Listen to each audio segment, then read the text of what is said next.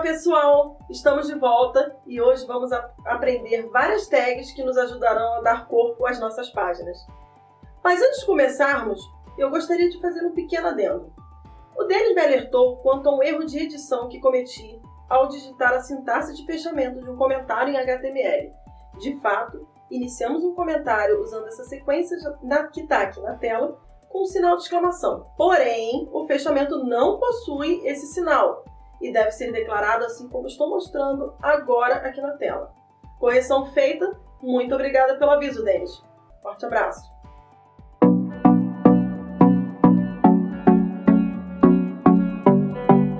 Vamos então voltar às nossas tags. Falando em tags, quero aproveitar para compartilhar a minha experiência como analista programadora com vocês. Sou analista de sistemas desde janeiro de 2002. É extremamente comum um analista ter de trabalhar com diversas linguagens e plataformas ao longo da sua carreira. Eu, por exemplo, já trabalhei desenvolvendo software nas plataformas mainframe, web, desktop e até já aprendi um pouquinho sobre Android. Já programei nas linguagens REXT, PL1, JCL, C, Java, Oracle, Forms, Reports, Visual Basic, Pascal, Delphi, PHP, VBA, JavaScript, entre outras que certamente estou me esquecendo de mencionar. Ok, mas por que eu estou dizendo tudo isso? Essas linguagens têm um monte de comandos que, em geral, possuem notações muito semelhantes entre si. É impossível decorar tudo. O HTML, por ser uma linguagem de marcação, ainda é mais diferentão, mas não se assuste com a quantidade de tags e atributos que eu vou te apresentar. A prática vai te ajudar a lembrar das principais. De resto, é importante entender o que se pode fazer quando se está programando. Uma boa ideia vai te ajudar bastante, exibindo dicas de notação, assim como o Google.com, que vai te ajudar a encontrar o comando que você quer usar, mas não se recorda muito bem qual é mesmo seu nome. Enfim, apenas aproveitando para dizer que isso vai acontecer o tempo inteiro com todos nós. Ok, mas chega de papo e vamos ao que interessa.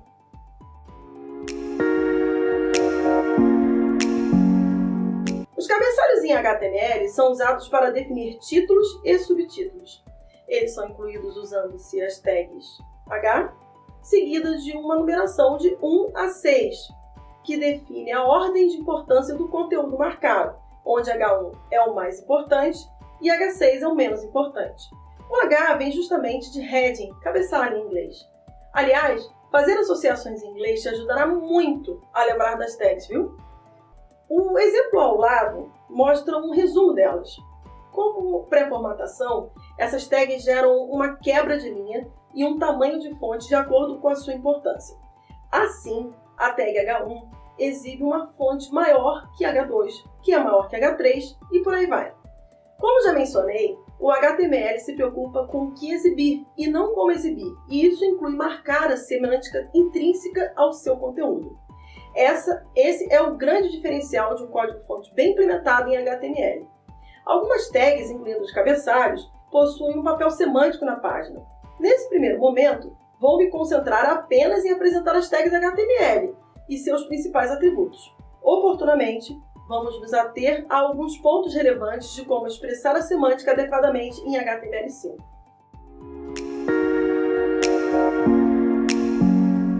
A tag P exibe um bloco de texto que sempre inicia na linha seguinte. Múltiplos espaços em branco são ignorados no conteúdo dessa tag, que também controla a quebra de linha de acordo com a largura da janela. No código ao lado, temos 3 exemplos de parágrafos. O primeiro parágrafo está declarado entre as linhas 8 e 12. Note que várias quebras de linha no texto do código-fonte desse elemento não são exibidas do mesmo modo para o usuário. Assim como no segundo parágrafo, que está declarado entre as linhas 13 e 17, que também contém múltiplos espaços em branco entre as linhas e palavras que são igualmente ignorados na edição.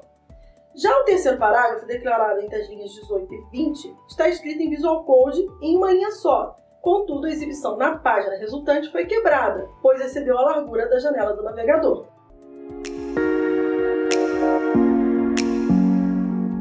A maioria dos elementos em HTML não incorporam em sua pré-formatação quebras de linha. Para inseri-las, não basta usar a tecla Enter, como estamos habituados. É preciso explicitar isso ao navegador.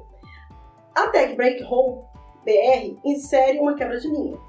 Para exemplificar o seu uso, mostramos um parágrafo que foi escrito em uma linha, mas é exibido em 3 devido ao uso do break roll.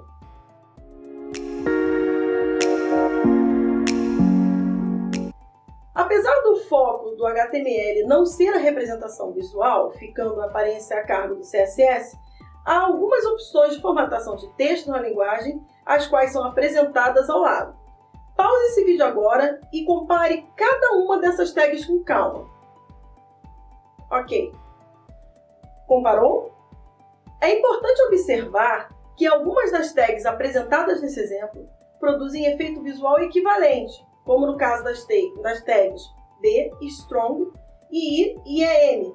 Contudo, algumas dessas tags também possuem um significado, uma semântica distinta, utilizado por mecanismos de busca e ferramentas de inclusão.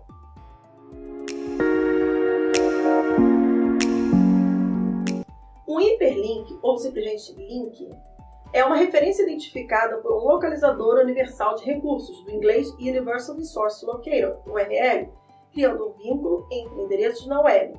Em outras palavras, links permitem que o usuário navegue entre as páginas.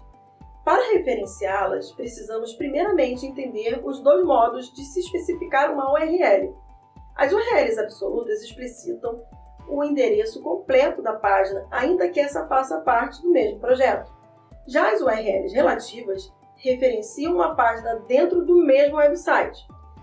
O exemplo ao lado ilustra a criação de 3 links utilizando a tag A, de address, endereço em inglês. O atributo href, Hypertext Reference, é usado para especificar o local para onde o link aponta. O primeiro link é um endereço absoluto para uma página externa, o qual já foi visitado. Assim, seu texto está apresentado em roxo. O segundo link também é um endereço absoluto, porém, do nosso projeto, meu site. Esse link ainda não foi visitado, portanto, o texto permanece em azul. O terceiro e último link aponta exatamente para o mesmo endereço hipotético do segundo. É possível observar que o terceiro link inicia a descrição do endereço com 2 pontos em sequência, ponto, ponto, como parte da URL. Isso indica que o arquivo do exemplo está em uma pasta diferente. É preciso subir um nível na estrutura de pastas para ser possível encontrar a página index.html. Note que é preciso adicionar esses 2 pontos em sequência para cada nível que se deseja subir. Por exemplo, subir 2 níveis até o arquivo index.html seria preciso utilizar essa referência que eu coloco aqui ao lado. Por padrão, a página linkada será mostrada na janela do navegador onde ocorreu o clique. Para alterar isso, é preciso explicitar essa informação através do atributo target, que é destino.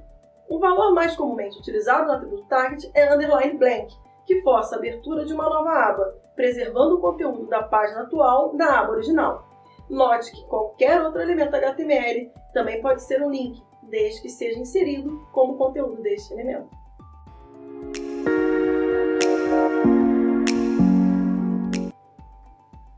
A tag img insere uma imagem na página cujo local do arquivo a ser carregado é especificado no atributo src, source, tradução de fonte em inglês.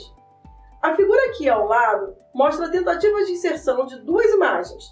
O primeiro exemplo mostra um arquivo cujo caminho especificado é inválido ou está indisponível no momento. Portanto, a imagem não é exibida na página à direita. O atributo alt especifica o nome alternativo para o caso da imagem não ser carregada, seja por erro, instabilidade da internet ou preferência do navegador do usuário.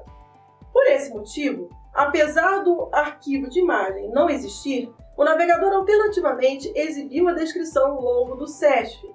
No segundo exemplo, o caminho da imagem está corretamente descrito e disponível, portanto, a imagem é exibida e redimensionada seguindo os valores dos atributos width, largura, e height, altura. Uma imagem também pode funcionar como um link. O código abaixo exibe como uma imagem o logotipo do Google. Se clicado, direcionará para a sua página principal, conforme especificado no atributo href.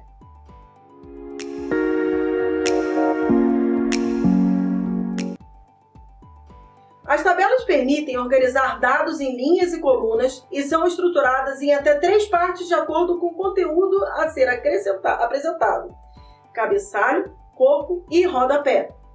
A Tag Table inicia a criação de uma tabela. Para melhor entendimento de como se declara uma tabela em HTML, suponha que se pretende listar informações mensais de quanto uma pessoa conseguiu economizar e, na última linha, exibir a totalização desses valores. Essa tabela pode ser estruturada em 3 partes bem definidas: o cabeçalho, contendo os títulos das colunas, mês e valor economizado, no caso; o corpo, com os dados dos meses e valores propriamente ditos; e o rodapé, contendo a linha total e a respectiva soma dos valores que estão contidos no corpo. O exemplo ao lado implementa o cenário descrito. Note que a tabela é claramente dividida nas 3 partes maiores anteriormente explicadas. O T-head marca o cabeçalho, o T-body marca o corpo e o T-foot delimita o rodapé. A tag TR insere uma nova linha. A tabela do exemplo possui uma linha com 2 células de cabeçalho, cada qual inserida pela tag TH, do inglês Table Header. A tag TH, por padrão, centraliza e aplica negrito às células mês e valor economizado. A tag T-body marca o início da segunda parte da tabela. Note que tanto as células do corpo quanto as do rodapé foram inseridas com a tag TD, do inglês Table Data. Por esse motivo, estão diferentemente formatadas, se comparadas ao cabeçalho.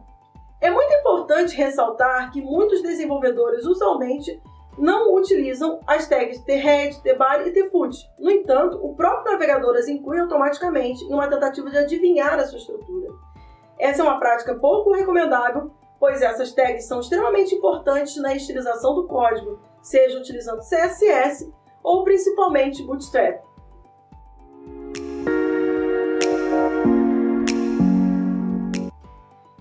Os 2 principais tipos de listas utilizados são ordenadas e não ordenadas. A tag OL, do inglês Ordered List, marca uma lista ordenada. Já a tag UL, Unordered List, do inglês, marca uma lista não ordenada.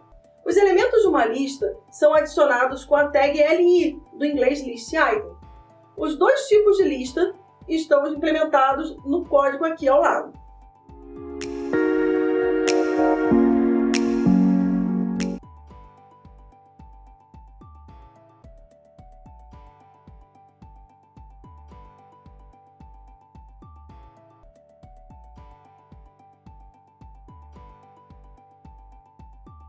Bem, pessoal, por hoje é isso.